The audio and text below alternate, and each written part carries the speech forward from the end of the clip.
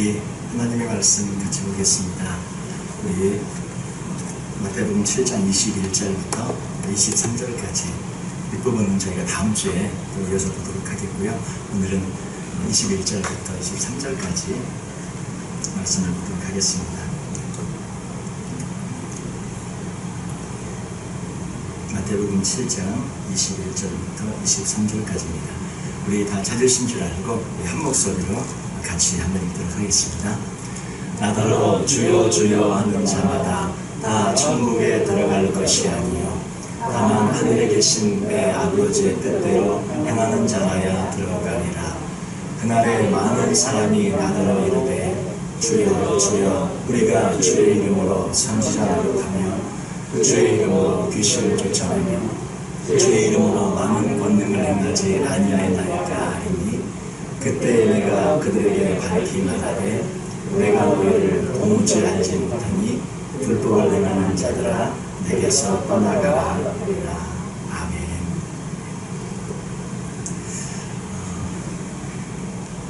오늘 말씀은 영의 죄 11번째 행하지 않는 죄라는 제목으로 말씀을 나누기를 원합니다.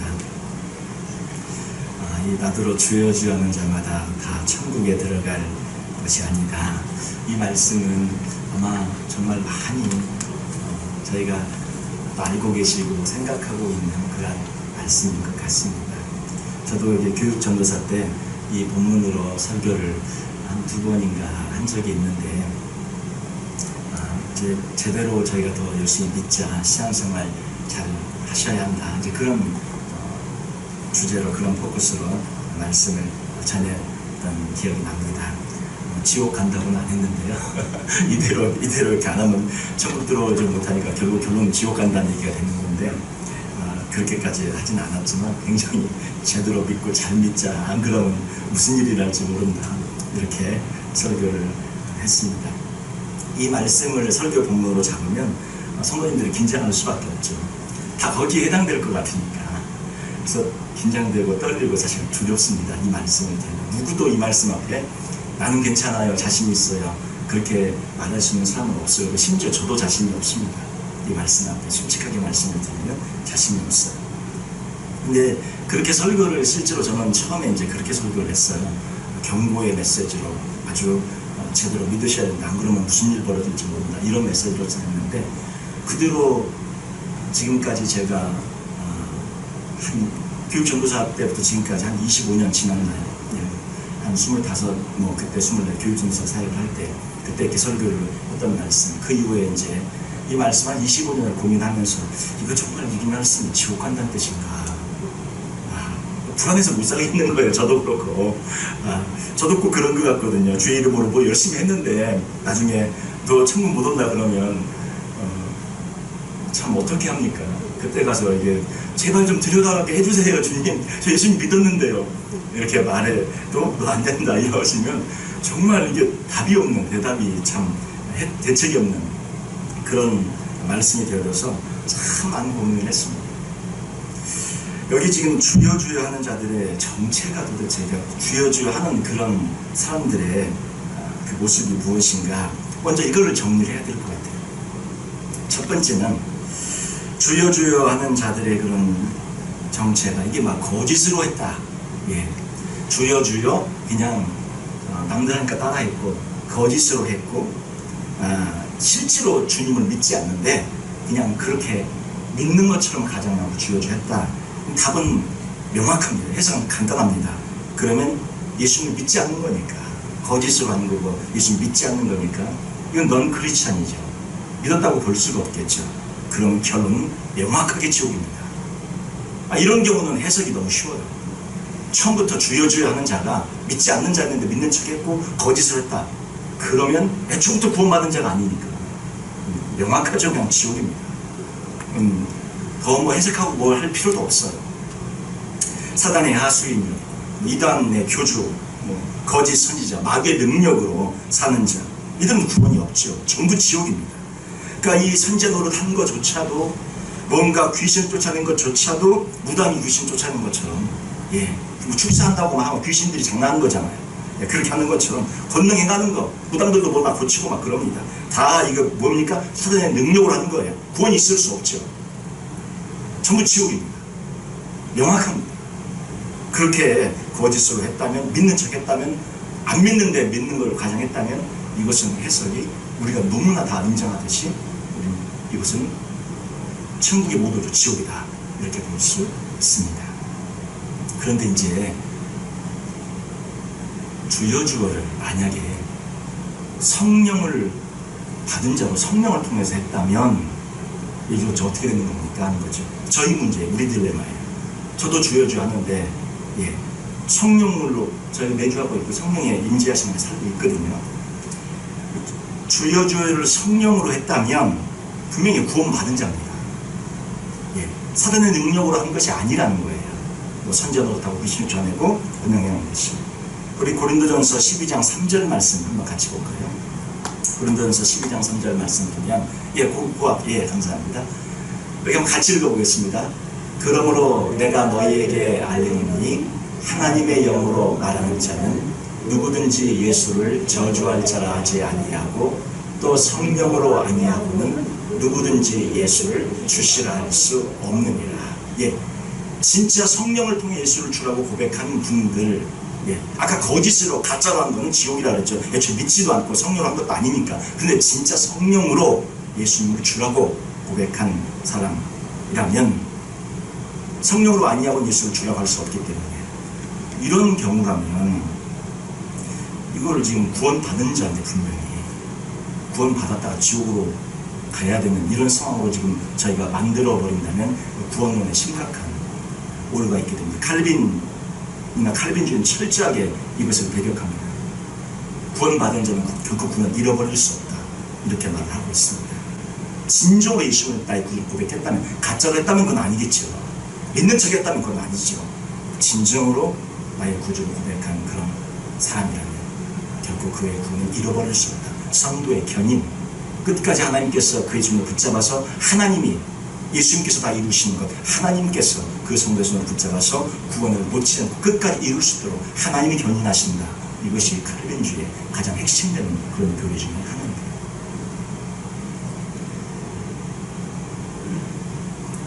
마가복음 9장 38절, 39절, 40절에 있는 말씀을 저희들 조금 참조하면 좋겠습니다.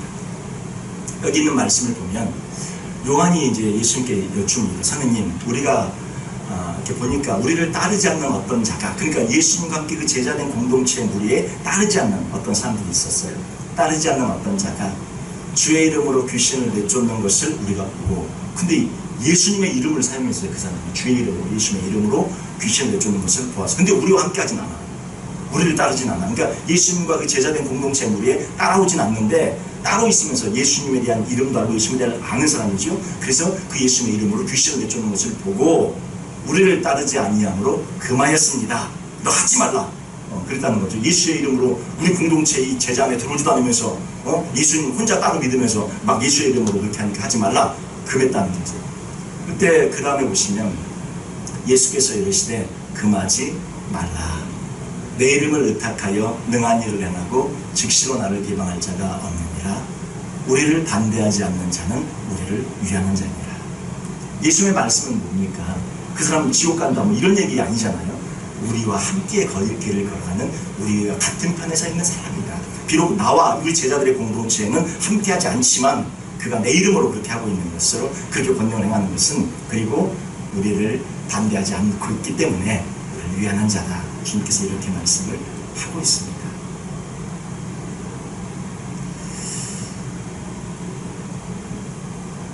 근데 성령으로 이렇게 됐다고 했을 때 주여주여를 성령으로 했는데 그 마태복음 말씀에 이어져서 나오는 것은 천국에 못 온다고 그러잖아요.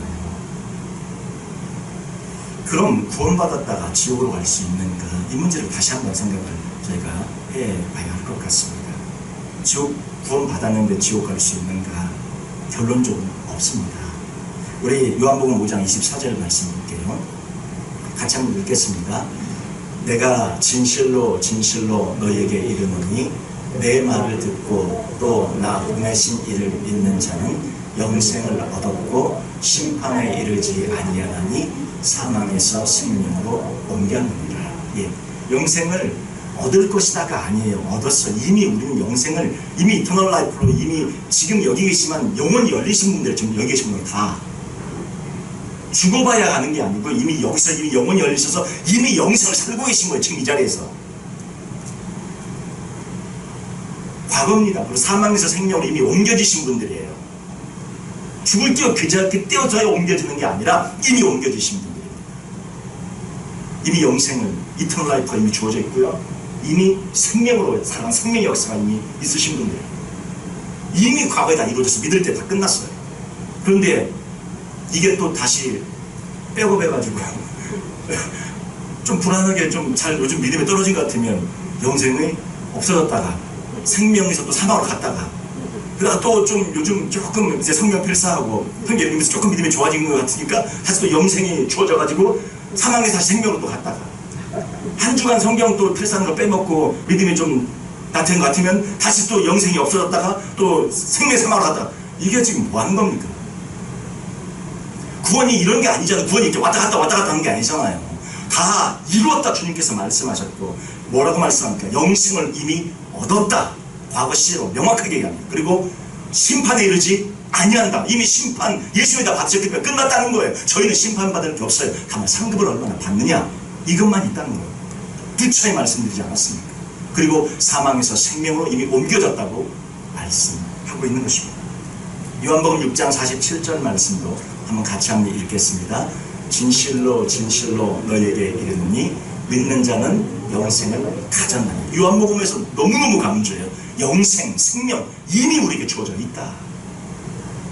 믿는 자는 이미 영생을 가졌어요. 이미 가지고 있어요. 이미 이터널 라이프가 임해 있습니다. 영생이 임해 있어요. 그리고 또 말씀 볼까요? 요한 1서, 역시 요한이 있었죠. 요한 1서 5장 12절 13절에 보면 아들이 있는 자에게는 생명이 있고 하나님의 아들이 없는 자에게는 생명이 없느니라. 내가 하나님의 아들의 이름을 믿는 너희에게 이것을 쓰는 것은 이렇게 쓰고 있는 이유는 왜 쓰고 있느냐? 그 이유는 너희로 하여금 너에게 영생이 있음을 알게 하려고 이것을 좀 쓰고 있다. 요한 1서를 쓰고 있는 목적입니다. 영생이 있음을 제발 믿고 그 확신 가운데 살아가라고 말씀을 쓰고 있는 걸 특별히 써야 될 이유가 있었던 거죠. 자꾸 흔들리니까 주변에서 그냥 너 지옥 갈지 몰라. 너 그렇게 믿다간 너 맨 지옥 아랫무게 갈지 몰라. 자꾸 이러니까 요한이 쓰잖아요. 하나님의 그런 성령의 감동을 받아서 예수님의 제자 요한이 직접 쓰지 않습니까? 영생이 너에게 있음을 내가 알려고 쓴다. 예수를 믿는 자 그에게는 생명이 이미 있다. 우리 모두는 지금 생명이 있는 거예요? 없는? 있습니다. 영생이 있는 겁니까? 없는 겁니까? 이미 주어져 있습니다. 결코 잃어버리지 않습니다.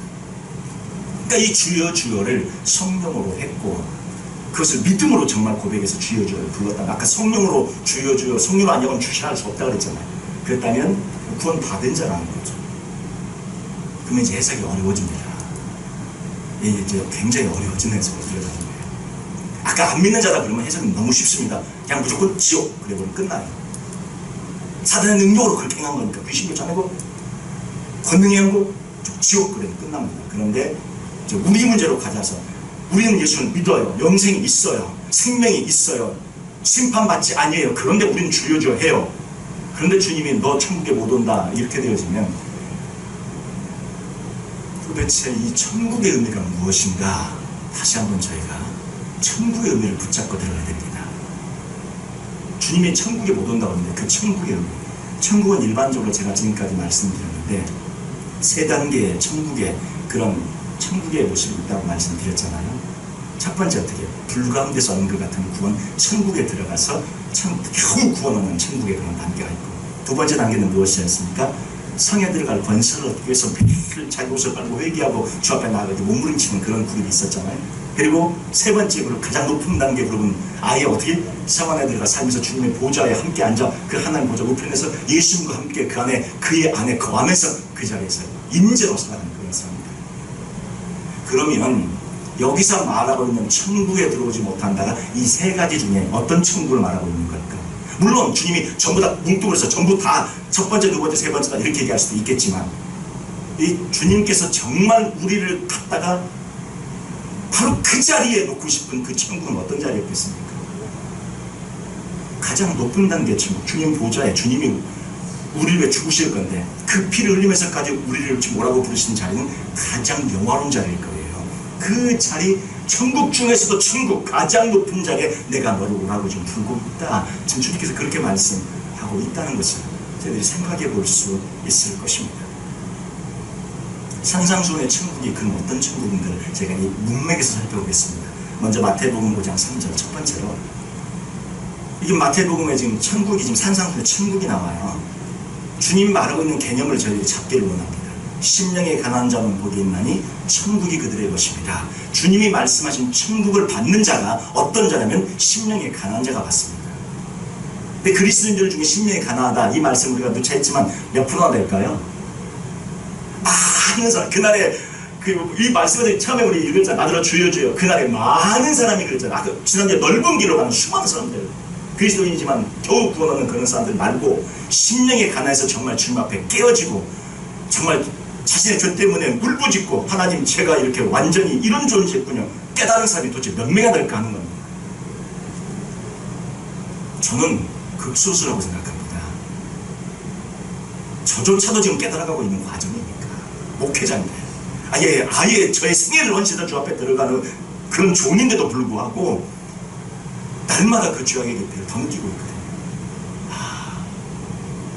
근데 저걸 깨닫고 과연 얼마나 많은 사람들이 심령의 가난한 자가 되어지는 건가. 근데 주님이 말하는 천국이 지금 어떻게 나와요? 심령의 가난한 자가 받는다, 이렇게 얘기해요.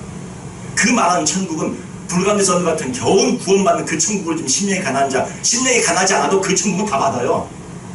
그리스도인이라면 심령이 가난하지 않아도 거기까지 가지 않아도 천국에 불감되는 분은 다 받습니다, 믿으면. 근데 지금 주님께서 말씀하는 천국의 깊이와 높이와 단계는 심령이 강한 자가 받는 그런 복이 있다. 그리고 천국이 바로 심령이 강한 자 그들의 것이다. 여기서 말하는 이 천국의 개념은 가장 높은 단계 성 안에 있는 그런 개념인 것입니다. 심령이 가난한 자가 되어야 겨우 들어가는 천국이에요. 그 천국은 1단계, 2단계, 3단계 중에 어떻게 셋째 하늘 3단계 천국을 말합니다. 자, 그 다음에 또 보시죠. 마태복음 5장 10절. 지금 산상수훈이 이어지고 있습니다. 의를 위하여 박해받은 자, 마지막 8번째 복입니다. 자, 그걸 보면 의를 위하여 박해를 받은 자는 복이 있나니 그들에게 뭐가 주어져요? 천국이 그들의 것입니다. 다시 주님이 산상수훈의 천국의 의미를 계속 설명하고 있어요. 주님이 말씀하는 천국의 의미를 저희가 캐치해야 합니다. 의를 위하여, 이 의가 누구라고 했습니까? 예수 그리스도라고 했잖아요. 예수님을 위해 박해를 받은 자, 핍박을 받은 자, 심지어 선교까지 당한 하나님의 사람들, 그 사람들이 가는 천국은 겨우 불가운데서 얻는 구원, 그 단계의 천국일까요? 아니면 창안에 들어가기로 애쓴 단계의 레벨의 천국일까요? 아니면 이미 주님 앞에 보좌 앞에 앉아있을까요? 제가 지금 우리 성도들과 우리와 함께 좀 고민하고 싶은 건 바로 그것입니다. 주님이 말씀하고 있는 저 천국, 마태복음 산상수훈에서 특별히 다른 데서 말하는 천국은 일반적인 개념이 많이 있어요. 그런데 주님이 직접 산상수에서 말하고 있는 그 천국, 가장 보배롭게 우리에게 주고 싶은 천국의 의미는 의를 위하여 박해를 받은 자가 들어가서 앉는 자리, 그 자리에 천국을 지금 소개하고 있다는 것입니다. 그러면 주님 보좌 우편 옆에 가장 높은 자리예요.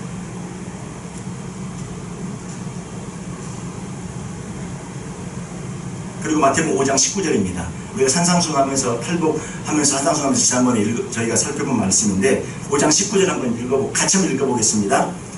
그러므로 누구든지 이 계명 중에 지극히 작은 것 하나라도 버리고 또 그같이 사람을 가르치는 자는 천국에서 지극히 작다 일컬음을 받을 것이요 누구든지 이를 행하며 가르치는 자는 천국에서 크다 일컬음을 받으리라. 천국에 여기서 지금 보여주고 있는 두 단계 사람이 있다고 보여줍니다. 그렇죠? 두 단계의 사람. 둘 다 천국에 있는 사람이에요. 둘 다 천국에 있는 사람인데 두 단계의 사람. 한 사람은, 한 그룹은 천국에서 작다 일컬음을 받는 자들. 분명히 주님이 구분하고 있잖아요. 둘 다 천국에 있어요. 천국에 있는데 한 사람은 작다 일컬음을 받는 그런 사람들이 있고 또 한 사람들은 어떤 사람들이요? 크다 일컬음을 받는 사람들. 주님이 직접 천국의 지금 단계를 설명하고 계세요. 천국에는 세 단계까지 구분하지 않았지만 그 계시록에 나오고 세 단계까지 구분하지 않았지만 주님께서 직접 두 단계로 천국에 있는 그룹을 구분하고 계십니다. 작다 일컬음을 받는 사람들, 예. 그리고 크다 일컬음을 받는 사람들 있다 말씀하고 계세요. 이게 무엇입니까? 천국에 상급이 있다는 거죠. 그 보좌에 앉는 자. 천국의 상급론을 우리 지난번 수요일날도 그런 말씀들이 있으셨는데 수요일날 나누면 참 기뻐서 감사합니다. 제가 이제 이 천국의 상급론을 처음 접한 것이 우리 총신대 대학 총신신대원에서 우리 권성수 교수님이라고 계셔요. 지금은 이제 대구 동신교회 거기 이제 생명사역을 하면서 그분이 이제 거기 사역을 하러 가서 1800명이었는데 지금 10,000명인가 12,000명 이렇게 넘어서 이렇게 지금 교회가 그 지역에서 가장 큰 교회 중에 한 교회로 성장해 나가고 있는데 생명사역을 하시는 분이시고 그래서 얼마 전에 여기 오시던 적에도 오셨어요. 근데 그분이 쓴 책이 천국의 상급론, 천국 상급론을 쓰셨습니다. 근데 이제 학자들 간에 어떤 학자들은 천국에 가면 다 괜찮은 거지 거기까지 상급이 있냐 우리 수요일날 나왔던 질문 그렇게 이제 얘기하신 분도 있고 천국에서는 분명하게 상급이 있다. 아까 의를 박해받은 자처럼 또 여기도 지금 말하고 있는 것처럼 작다 일컬음 받는 자가 있고 분명히 크다 일컬음 받는 자가 있지 않냐. 그래서 권성수 교수님이 그 천국의 상급론, 천국 상급론을 이렇게 책을 쓰셔가지고 그런데 신학교 때 저희들 공부하고 했는데 저는 전적으로 동의합니다. 예. 천국의 상급론 분명히 상급이 있어요. 우리가 성경 전체에서 지금 계속적으로 제가 또 이따가 증명해낼 것입니다. 주님이 지금 말씀하시는 두 단계가 있다고. 여러분 작다 일컬음을 받으실 거예요? 크다 일컬음 받으실 거예요? 어떤 부류에 속하시고 싶으세요? 크다. 예, 크다. 근데 크다 일컬음 받는 거는 어떻게 해요? 좁은 길에서 많은 사람이 가지 않고 저 딱 생각해보시면 벌써 알잖아요. 많은 사람은 어떻게 작다 일컬음 받는 수많은 무리들이 있을 거예요. 그러나 저희들은 주님 앞에 이렇게 평생 신뢰하며 나가는 저희들은 크다 일컬음 받는 그 그룹에 속하는 분들이 되지 않겠습니까? 이 말씀을 주시면서 우리에게 말씀하고 있는 요지는 뭐냐? 천국에서 불리는 그런 그룹이 있고 불리는 것이 다르다는 것입니다. 그냥 들어와서 천국에서 작다 일컬음을 받는 자 되지 말고 천국에서 가장 높은 자리 주님 보좌 앞에 앉는 그런 분들이 다 되라고 주님께서 지금 그것을 얘기하고 소개하고 그 자리로 부르고 계신다는 것이죠. 마태복음 5장 20절입니다. 같이 한번 읽어보겠습니다. 내가 너희에게 이르노니 너희 의가 서기관과 바리새인보다 더 낫지 못하면 결코 천국에 들어가지 못하리라. 예수님께서 지금 이 본문 안에서 팔복 산상수훈 자체 안에서 천국에 대해서 계속 어떤 자가 어떤 레벨에 들어간다고 지금 설명하고 있는 거예요. 천국. 주님이 말하고 있는 천국, 그냥 들어간 천국의 차원이 아니라 가장 높은 차원의 천국을 계속 얘기하고 있다는 걸 저희들이 이 말씀을 통해서도 알 수 있습니다. 어떻게 해요? 우리의 의가, 물론 예수 믿으면 그의 의가 전가됩니다. 그 의를 지금 우리가 어떻게 할 수 있어요? 내가 죽어야 된다고 그랬잖아요. 내 안에 새 마음이 와야 되고 굳은 마음이 제해져 버리고 새 마음이 성령을 통해서 그 성령을 통해서 우리가 율법을 온전히 지켜나가고 율법을 이루어가는 그런 삶이 되어야 한다고 말씀하지 않았습니까? 그럴 때에 서기관과 바리새인들이 지킨 율법보다 사랑의 율법으로 성령을 통해 온전히 진짜 율법의 정신을 알고 지킬 수 있는 그런 상태까지 갈 수 있다 말은 우리 다 했는데 기억나십니까? 예. 그래서 주님이 말씀하는 건 뭐예요? 서기관과 바리새인들보다 우리가 더 나아야 한다는 거죠. 근데 우리 중에 서기관과 바리새인보다 더 나으신 분들 과연 자신 있으십니까?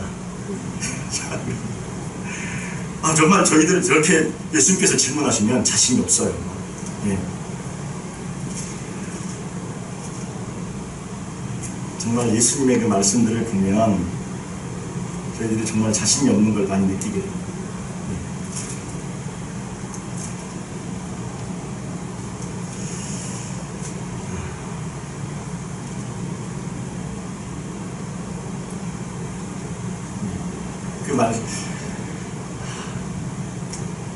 지금 저기에 서고 있는 말씀을 저희들이 생각해보면 우리의 마음의 진정한 변화가 되어져서 나의 옛 그런 모습이 깨어지고 죽어지고 그렇게 되어짐으로 새로운 마음을 받은 사람, 결국 어떤 것입니까? 심령이 가난 자가 되어진 그러한 분들, 그렇게 되어짐으로 서기관과 바리새인들이 살았던 그런 삶보다 더 거룩하고 더 경건하게 아름답게 살았던 그런 사람들이 어떻게 해요? 천국에 들어가고 그렇지 못하면 결코 들어가지 못한다고 얘기하는데 저희들 저도 그렇고 서기관과 바리새인보다 나으냐 물으시면 외적인 것으로 보면 자신이 없어요. 그러면 결코 천국에 들어가지 못한다 했는데 저희들 천국에 들어가지 못하냐? 결론을 그렇게 내면 이 해석이 이상해져 버리는 것이죠. 예. 우리 다 천국에 갑니다. 불광대에서 오는 같은 구원이라 할지라도 천국에 다 가는 것이죠.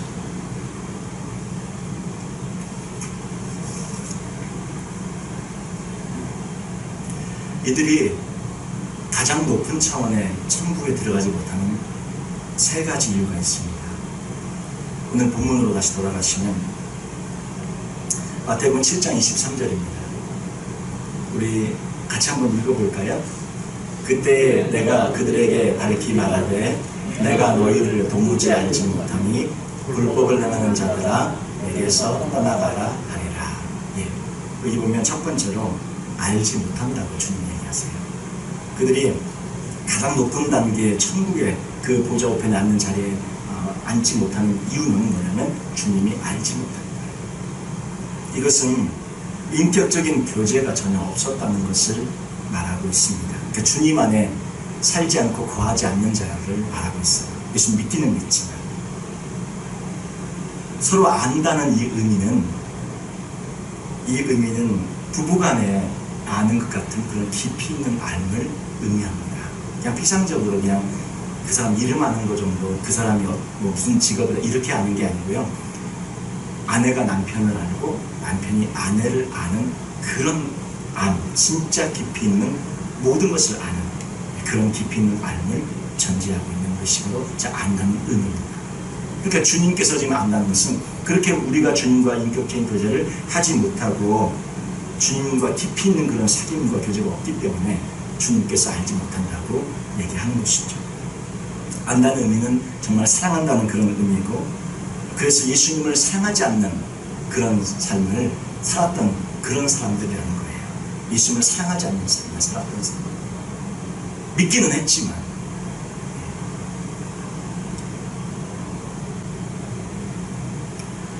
마태복음 25장에 보면 열처녀 비유가 나옵니다. 우리 말씀에는 제가 지금 아마 그 기록이 안 돼 있을 거예요. 마태복음 25장 한번 가서 보세요. 조금 마태복음 25장을 저희가 성경을 좀 찾아서 조금 보고 싶습니다. 열처녀 비유.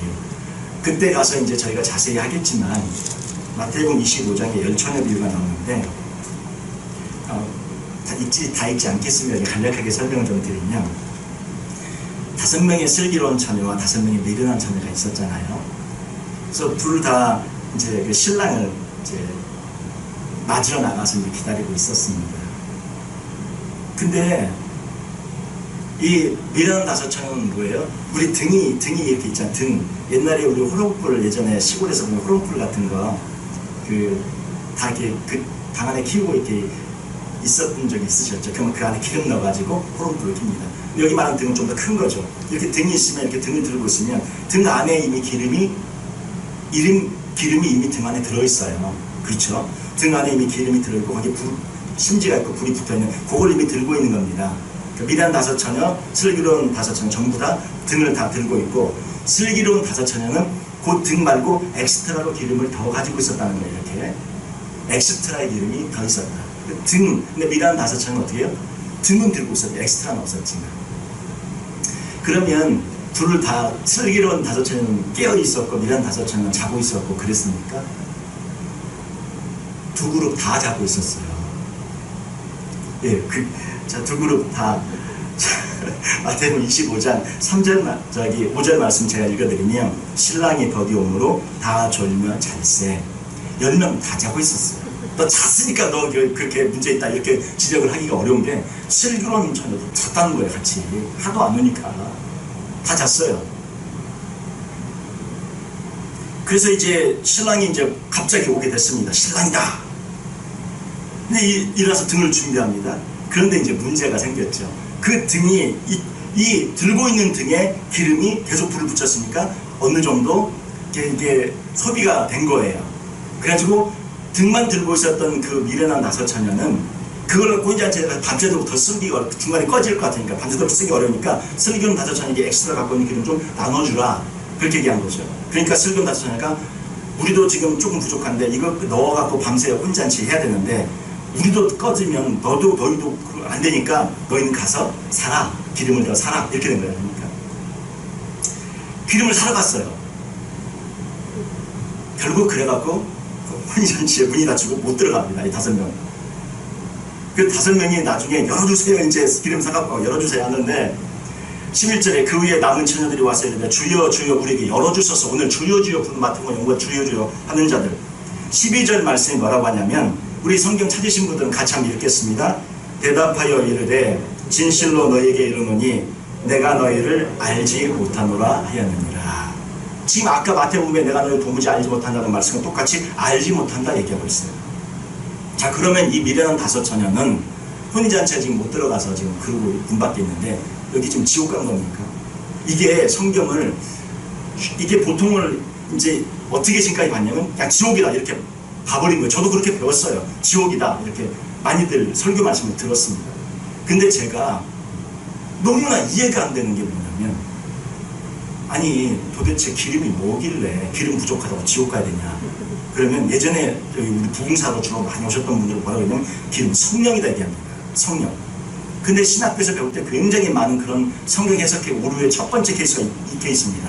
성령을 해석하는 것이 가장 잘못됐다고 너무 막 귀에 못이 박히도록 들었던 거예요. 왜? 성령을 돈 주고 사옵니까?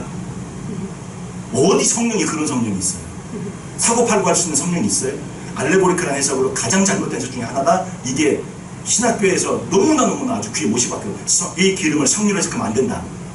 이걸 배우는 거예요. 그럼 성령이 아니에요. 그러면 기름이 부족해서 결국 지옥 갔다고 이렇게 해석을 하게 되는데 그러면 뭐냐? 뭡니까?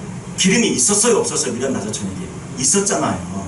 엑스트라가 없었다는 거지. 있었어요. 근데 있었는데 조금 엑스트라가 없었는데 이것 때문에 지옥에 가야 한다면 이거를 믿음으로 봐야 되는 것인지 이걸 행위로 봐야 되는 것인지 이걸 열매로 봐야 되는 것인지 뭘로 보실 겁니까? 이 기름.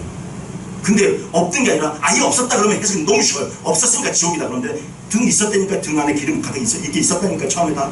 그리고 둘 다 잤다니까요.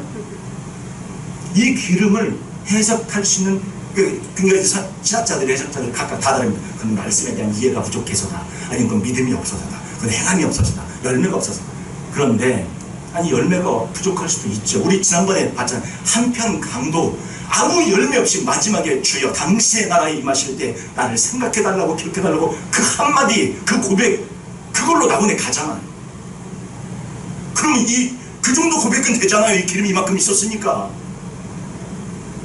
이걸 지옥으로 보내버리면 주님이 그래서 여기 지금 하고 있는 말씀이 내가 너희를 알지 못한다는 말씀이 여기로 나온다는 거예요. 이 말씀을 마태복음으로 갖고 와서 한번 연결해서 저는 해석을 해보고 싶어요. 그러면 10처녀 중에 5처녀는 들어갔고 15처녀는 알지 못한다고 밖에 있어요. 이 혼인잔치가 열리는 이 성, 이 닫힌 문 이게 뭡니까? 새 예루살렘에서 계시록에 내려오는 하나님의 도성이에요. 그 성 안에 들어가서 주님과 함께 혼인잔치가 주님 재림하실 때 벌어지는 그 잔치에 주식적으로 신부처럼 그 신부 치고서 참여하는 그런 자들이 아니라 그 진짜 그 혼인잔치 주인이 되지 못하고 천국의 불광전 같은 돈 받는 사람들은 거기에 그냥 진짜 우리의 잔치인데 그 구경꾼으로 전락하는 그런 상황이 지금 벌어지고 있는 것이죠. 이 미란 5 처녀를 지옥으로 보내버리면 해석이 굉장히 저희가 예전에는 다 지옥으로 보내버렸어요. 해석하기 어려우니까 해석하기가 힘드니까 다 그냥 무조건 어떻게 다 지옥으로 보내버린 거죠. 전부 지옥으로 보내버렸어요. 그런데 이건 생각해 봐야 될 그런 부분입니다. 다시 우리 마태복음으로 돌아보시죠. 10처녀 비유는 그때 가서 저희는 자세하게 다시 하겠습니다. 그래서 알지 못한다는 의미는 무엇이냐면 이 미란 5 처녀도 얘기했는데 주님과 깊은 그런 사귐과 교제 주님과 함께 인격적인 그런 주님 안에 거하고 우리가 주님 안에 거하고 주님 우리 안에 거하는 그런 삶을 살지 못하고 있는 그러니까 주님과의 교제가 있는데 좀 어설프고 좀 뭔가 깊지 못하고 그렇다고 해서 지옥까지 가는 정도는 아닌 그런 것을 말하고 있는 것이죠. 그 다음에 2번째는 뭐냐면 이들이 천국에 들어가지 못하는 이유는 불법을 행한다고 말씀하고 있습니다. 불법을 행하는 자들아, 불법을 행하는 자들이기 때문에 천국에 들어오지 못한다. 그 천국은 어떤 자리요? 주님 보좌 우편에 앉는 가장 높은 자리. 불법을 행하는 자들은 갈 수 없는 거예요. 천국에 들어갑니다. 낮은 단계 천국에 들어갑니다. 근데 가장 높은 단계 작다 일컬음을 받는 자들에게 속해 있을 거예요. 근데 크다 일컬음을 받는 자들은 가지 못해요. 불법을 행하고 있기 때문에. 이 불법을 행한다는 의미는 율법을 행하지 않는 거죠. 말씀대로 살지 않는 것. 그리고 율법에 금지한 것들을 오히려 하지 않아야 되는데 그것을 행하고 사는 그런 삶을 살아가는 사람들. 결국 무엇인가 율법을 두 가지로 요약하면 하나님 사랑, 이웃 사랑인데, 하나님 사랑하지 않고 이웃 사랑하지 않고, 그리고 활복을 이루어가는 삶을 살지도 않고 영예주의를 지으며 살아가는 그런 사람들인 것이죠. 결국 그 사람들은 주님과 함께 보좌에 있을 수 없고 성 밖으로 나가야 되죠. 천국에 나가서 지옥 가라가 아니라, 천국에서 나가서 아예 지옥으로 가라가 아니라 천국 안에 이때 예수님 안에서, 그 성 안에서 나가라는 것이죠. 하나님 옆에 주님 보좌에 함께 앉아있을 수는 없는, 그러나 예수님과 함께 거닐 수도 있고 예수님과 볼 수도 있고 천국에서 늘 주님과 함께, 그러나 주님 안에 가서 직접 보좌 우편에 앉을 수 있는 그런 분은 안 되는, 천국에서 작다 이렇게 하는 그런 사람들이 되는 것이죠. 그러니까 세 번째는, 이들이 가장 높은 처음에 천국에 갈 수 없는 이유 세 번째는 아버지의 뜻대로 행하지 않는 죄를 짓고 있기 때문입니다. 아버지의 뜻대로 행하지 않는 죄를 짓고 있다. 우리 7장 21절 오늘 읽었던 첫 번째 말씀인데 보시면, 나더러 주여 주여 하는 자마다 다 천국에 들어갈 것이 아니요 다만 하늘에 계신 내 아버지의 뜻대로 행하는 자라야 들어가리라. 이 가장 높은 처음의 천국은 아버지의 뜻대로 행하는 자가 들어갑니다. 그러니까 그들이 지금 못 들어가고 있는 이유 세 번째는 아버지의 뜻대로 행하지 않고 있기 때문에, 행하지 않는 그런 죄를 짓고 있기 때문에 못 들어간다는 것이죠. 아버지의 뜻이 뭐냐? 아버지의 뜻이 뭐냐? 우리 로마서 8장 29절 30절 말씀 보겠습니다. 우리 한번 같이 한번 읽어볼 거예요. 아버지의 뜻. 조금 말씀이 조금 우리가 좀 자세하게 좀 보면 좋을 것 같아서, 우리 아버지의 뜻 첫 번째 중에 지금 마태복음 에 있는 그 아버지의 뜻 첫 번째 중에 로마서 8장 29절 30절이 설명하고 있는 것입니다. 한번 같이 읽겠습니다. 하나님이 미리 아신 자들을 또한 그 아들의 형상을 본받게 하기 위하여 미리 정하셨으니 이는 그로 많은 형제에 의해서 맏아들이 되게 하시오니. 여기서 보시면 아들의 형상을 본받게 하기 위하여 미리 정하셨다가 예정하셨다는 뜻입니다. 칼빈주의 핵심이 예정입니다. 그런데 이 예정하신 이유가 명확하게 나와 있어요. 왜 예정을 하셨냐? 왜 우리를 택하셨냐? 그 이유는 아들의 형상을 본받게 하기. 이게 하나님 아버지의 뜻이라는 것입니다. 하나님 아버지의 뜻이 아들의 형상을 본받는 것, 예수의 형상을 우리 안에 이루기까지 나아가야 되는데 그 뜻을 행하지 않고 그 뜻을 우리가 이루는 삶을 살지 않는 거예요. 그 뜻을 이루는 사람들은 보좌 우편에 가서 앉지만 그 뜻을 이루지 않는 사람들은 작다 이렇게 받는 그런 그룹에 속해 있다는 것이죠. 30절 말씀 봅니다. 미리 정하신, 예정하신 그들을 또한 부르시고 부르신 그들을 또한 의롭다 하시고 의롭다 하신 그들을 또한 영화롭게 하셨느니라. 영화로운 자리까지 어떻게 해요? 주님 옆에, 주님과 함께 보좌 앞에 앉는 그 영화로운 자리까지 인도하신다는 거예요. 그게 아버지의 뜻입니다. 아버지의 뜻, 예수님의 형상을 담는 것, 바로 그래서 그것을 왜 예정했고 바로 그런 사람들에게 영화로운 자리까지 허락해 주신다는 것이죠. 근데 우리가 그 존재가 되어져야 하는데, 우리가 이제 우리는 이 비잉의 문제, 우리 존재가 되는 거 아닙니까?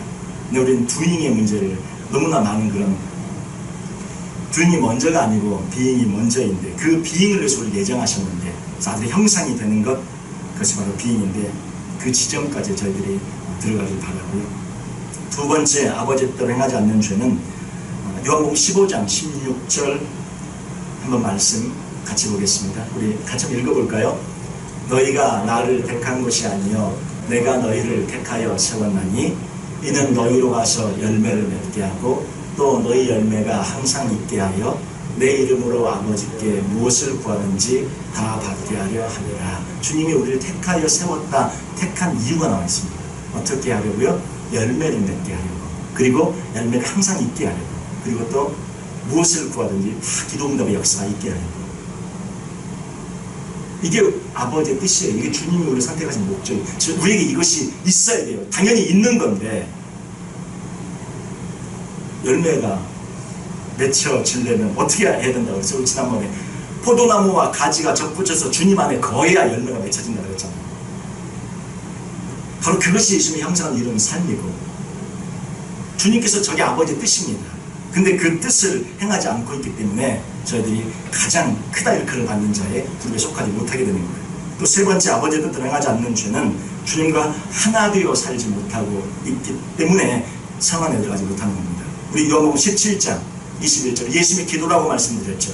예수님께서 말씀하신 기도, 아버지여, 아버지께서 내 안에, 내가 아버지 안에 있는 것 같이 그들도 다 하나가 되어 우리 안에 있게 하사 세상으로 아버지께서 나를 보내신 것을 믿게 하옵소서. 여기 보면 예수님과 하나님께서 하나라고 말씀하고 있죠. 아버지께서 내 안에, 내가 아버지 안에 있는 것 같이 그들도 다 하나가 되어, 그러니까 우리가 예수 안에 있어서 예수님과 하나 되어지는 그런 삶을 살아가는 것, 이것이 아버지의 뜻이라는 거예요. 예수님께서 이렇게 기도하고 있기 때문에.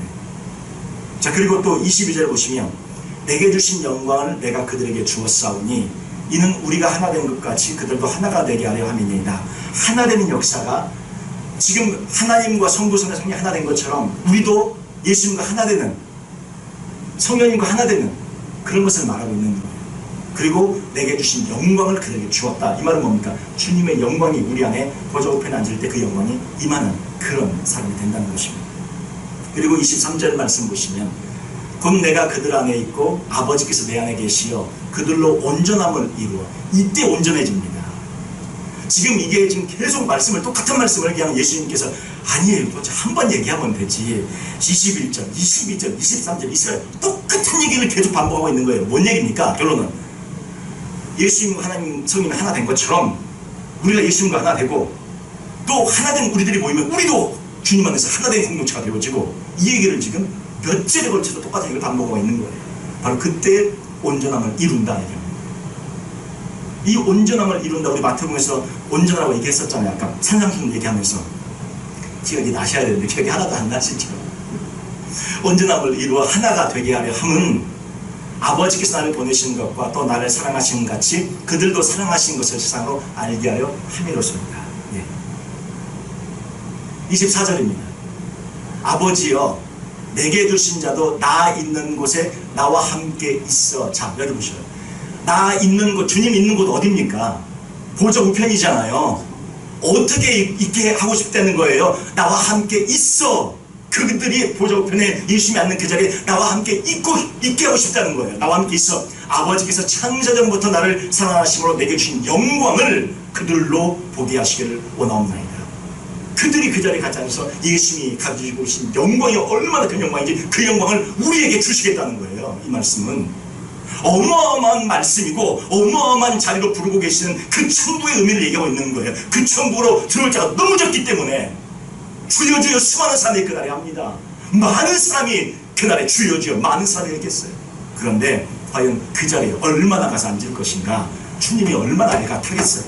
십자가까지 지고 피까지 다 쏟고 죽는 그 자리까지 오셔서 하늘을 보자 버리고 왔는데 그 자리에 겨우 몇 명만 가서 앉게 되니 얼마나 예수님의 그 피 끓는 마음이 간절하겠습니까? 산상수훈의 말은 천국에서 몇 번 얘기하면서 내가 너희들에게 주고 싶은 천국은 그 들밭에 있는 천국이 아니고 그 길거리 노숙자처럼 있는 천국이 아니다. 그는 믿는 자는 누구든지 온다. 그런데 제발 그날에 주여 주여 하면서 우리가 많은 일을 행했습니다. 행한 거 알지.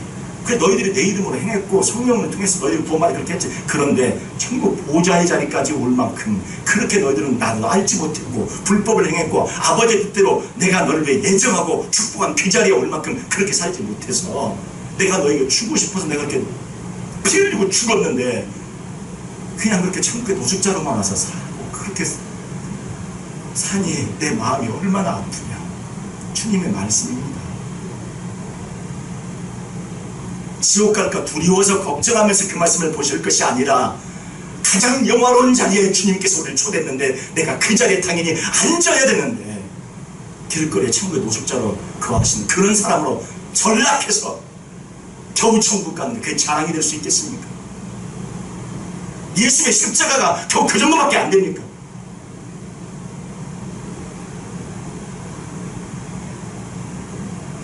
아버지의 뜻대로 행하지 않는 자 네 번째는 아무것도 안 하는 사람들. 노력하지 않고 열 문화의 비유 누가복음 19장에 나옵니다. 한번 우리 보시죠. 19장 12절부터 말씀이 기니까 제가 그냥 쭉 읽어가면서 하겠습니다. 이르시되 어떤 귀인이 왕위를 받아가지고 그리고 먼 나라로 갈 때 이 귀인이 왕위를 받아가지고 온다. 예수님 자신을 비유한 거죠. 그 종 열을 불러 종입니다. 이 이제 10명이 누구냐면 종이에요. 예수님의 종. 저희들이에요. 하나님의 사람들. 아무 상관 문제가 아니라 귀인이 특별히 자기 종 10명에게 어떻게 해요? 은하 열문화를, 그러니까 하나씩 받은 거야. 하나씩. 달란트는 5개 받고 2개 받고 1개 받고 달랐는데, 여기 보면 달란트 비유와 이 비유와 해석이 다른 겁니다. 이 비유는 뭐냐면 한 명에게, 한 종에게 한 문화씩 똑같이 줬어요. 똑같이. 돌아올 때까지 장사하라. 그러니까 그게 뭡니까? 우리의 인생과 라이프와 믿음 이후의 모든 삶, 누구에게든지 주어진 그런 어떤 믿음 위의 삶과 기회를 주신 것이죠. 그걸 갖고 살아가라는 거죠. 예수님 위해 살아가라는 것이죠. 그런데 14절 보시면, 근데 그 백성이 그를 여기 백성이 나오는데, 이 백성은 누구를 미워합니까? 그 귀인을 미워하는 거예요. 왕됨을 원치 않아요. 그가 왕으로 오는 걸 싫어하는 백성들이에요. 지금 그룹이 지금 나옵니다. 귀인이 있었죠. 왕, 예수님이에요. 종 10명이 있었어요. 종 믿는 자들은 저희들입니다. 근데 백성은 믿지 않는 사람들, 예수님의 왕됨을 원치 않는 사람들. 그룹이 정확히 나눠지죠. 자, 이 사람이 우리의 왕됨을 원하지 아니하였더라. 우리는 백성들이 예수님을 원하지 않아요. 예. 애초에 원하지 않는 사람들은 다 지옥이죠. 예수를 원하지 않으니까. 명확하게 우리가 해석할 수 있겠죠. 자, 15절을 보세요. 귀인이 이제 왕위를 받아가지고 돌아와서, 이게 뭡니까? 재림한다는 거죠. 왕위를 받아가지고 갈아갔다는 것은 십자가 죽고 떠나가시고 다시 돌아왔다는 얘기잖아요. 돌아와서 은혜를 준 종들이 각각 어떻게 장사했는지를 알고자 하여 그들을 부른, 우리하고 이제 주님이 회개한다는 거예요.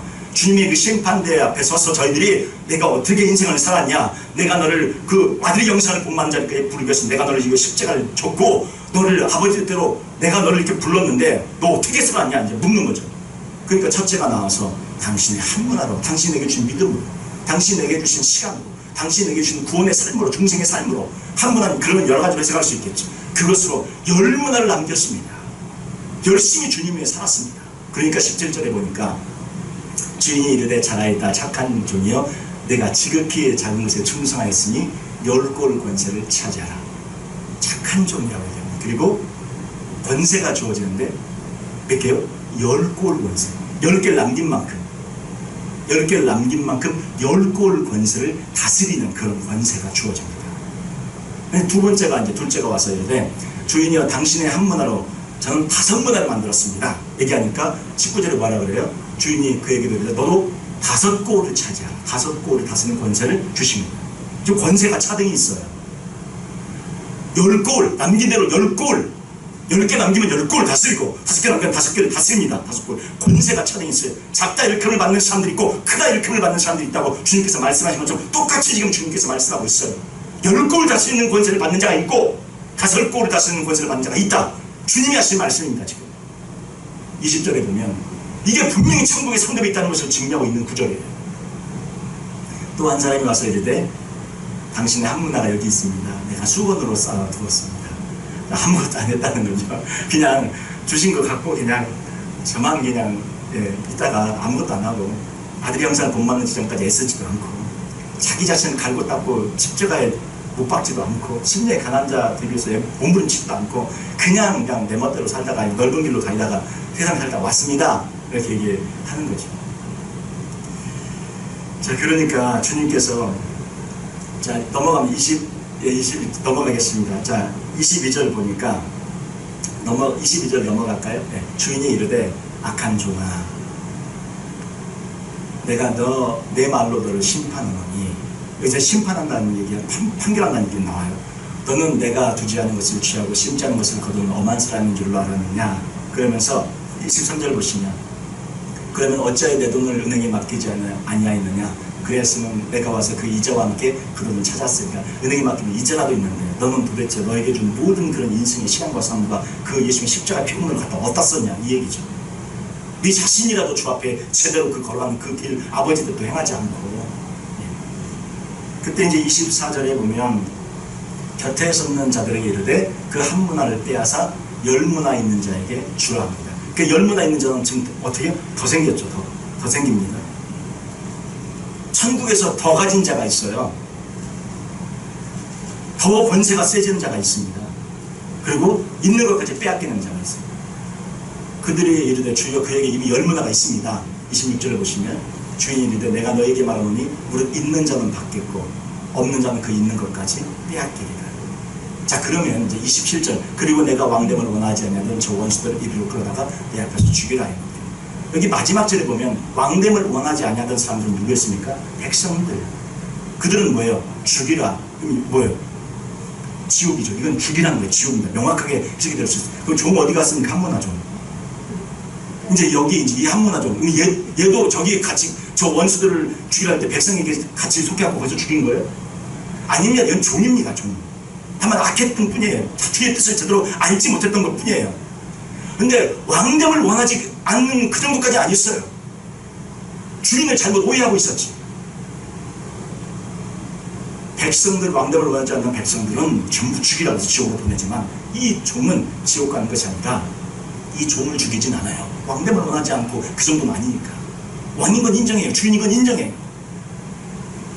잘못 오해했던 거지. 너무 인식한 주인 아니야? 나에게는 뭐 100% 주다. 이렇게 착각 오해하고 인생을 주 앞에 이렇게 원망하면서 살았던 그런 종인 거죠. 그 종은 어디 갔을까? 여기 보세요. 한 문화 있는다는 어디가 10골 있는 권세 있는 그 문화에게 주고 어떻게 됐겠습니까? 천국으로 가면 그 10골 다스리는 사람은 가장 높은 10골 다스리는 권세 자리에 가고 이 한 문화 있는 것과 빼앗긴 종은 10골 다스리는 그 사람에게 속해서 거기에 백성으로 다스리는 자가 있으면 백성이 있어야 되잖아요. 그 백성으로 그 10골에 속한 자로 그냥 백성으로 살아가는 것입니다. 종에서 그 백성으로 전락한 거예요. 우리를 향한 부르심은 왕의 자리로 보호자 우편으로 부르셨는데 이 자리에 앉지 못하고 그냥 길거리 천국에 들어가는 그런 사람을 전락한 사람들이 수없이 많다고 주께서 경고하고 있는 그런 메시지입니다.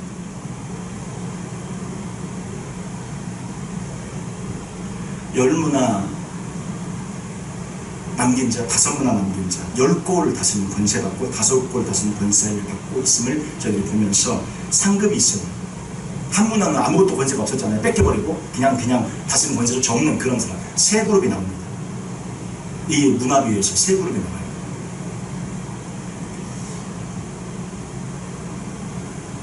아무것도 안 하는 종 죽이시진 않습니다. 지옥 보내시진 않아요. 그런데 이게 얼마나 가장 부끄러운 일이 될까. 그날의 그 시간에 지옥 안 가는 것으로 만족하며 저희가 살아야겠습니까? 오늘 메시지의 핵심은 그겁니다. 지옥 안 가는 것으로 만족하고 내가 천국 들어가는 것으로 만족하는 그런 삶이 아니라 저희들 이것으로 족하는 삶을 살아서는 안 될 것 같습니다. 예수님의 그 십자가의 그 보혈의 의미를 저희들이 붙잡고 예수님은 우리를 가장 존귀한 자로 가장 아름답고 귀한 자로 저희를 부르셨고 그 자리에 저희를 앉히시고 저희를 인도해 주셨습니다. 그래서 저희들 여러분 다 천국에서 10골 권세 가지셔서 주님 보좌 우편에 앉으셔서 그렇게 살아가시고 그렇게 주님과 함께 온 만왕의 왕 만주해 주신과 함께 온 땅을 다스리는 통치자 여러분이 왕입니다. 여러분 대관식이 지금 그때 죽어가서 펼쳐진 게 아니라 이미 이 자리에서 펼쳐지고 계신 거예요. 영생이 주어졌다 그랬잖아요. 생명이 주어졌다 그랬잖아요. 이미 사망의 생명으로 옮겼다 그랬잖아요. 여러분의 대관식은 이미 시작됐어요. 여러분들은 왕입니다. 이미 대관식이 시작됐어요. 그 대관식을 이 땅에서 이미 시작되는 거예요. 죽어서 천국에 가서 하는 게 아니라 이미 이 땅에서 시작된 그 대관식을 누리시고 그 십자가의 피가 얼마나 귀한 가치를 갖고 있는지 그 피로 살아가시는 우리 모두가 되시기를 주님의 이름으로 축원을 드립니다. 잠깐 기도하겠습니다.